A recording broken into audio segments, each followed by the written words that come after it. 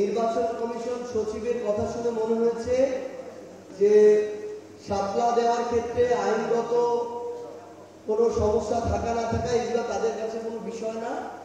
শাপলা দিবে কি দিবে না এটা তাদের মন মর্জির উপরে নির্ভর করে। অভ্যুত্থান পরবর্তী বাংলাদেশে কোনো স্বাধীন সাংবিধানিক প্রতিষ্ঠান থেকে মন মর্জি মতো চলা, স্বেচ্ছাচারিতা করার যে আচরণ, এটা আমরা প্রত্যাশা করি না, এটা আমরা মেনে নিব। আমরা আমাদের জায়গা থেকে স্পষ্ট করে বলি, কোন প্রতিষ্ঠান, শুধু নির্বাচন কমিশন না, কোন প্রতিষ্ঠান তাদের জায়গা থেকে স্বেচ্ছাচারী, বেআইনি এবং বৈষম্যমূলক আচরণ করতে পারে না।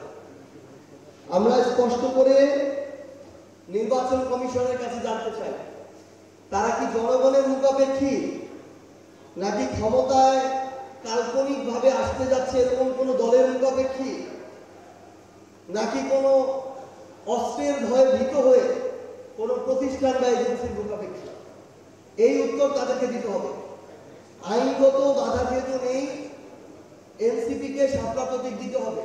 যে কোনো রাজনৈতিক দল এক বা একাধিক তাদের জায়গা থেকে জনগণ এবং দেশের আকাঙ্ক্ষাকে সামনে রেখে পরিবর্তনের জন্য কমিটমেন্ট দেয়, সেই অনুযায়ী কথা এবং কাজ করে, বাংলাদেশকে নিয়ে আমাদের চিন্তা ভাবনাগুলোর মধ্যে ঐক্য দেখা যায়, তখন আমরা এই ক্ষেত্রে ইলেকটোরাল অ্যালায়েন্সের চিন্তা করতে পারি।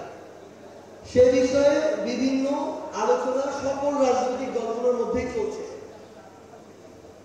তবে আমরা একদম স্পষ্ট করে একটা কথা বলি, এনসিপি ইলেকশনে যদি কোন রাজনৈতিক দল বাংলাদেশের জনগণের আকাঙ্ক্ষা অনুযায়ী পরিবর্তনের কমিটমেন্ট নিয়ে এনসিপির সাথে অ্যালায়েন্স করে, তারপরও এনসিপি, জাতীয় নাগরিক পার্টি এনসিপি এই নামে ইলেকশন করবে এবং শাপলা প্রতীক নিয়ে ইলেকশন করবে। শাপলা পাবো না এটা আমরা বিশ্বাস করি না।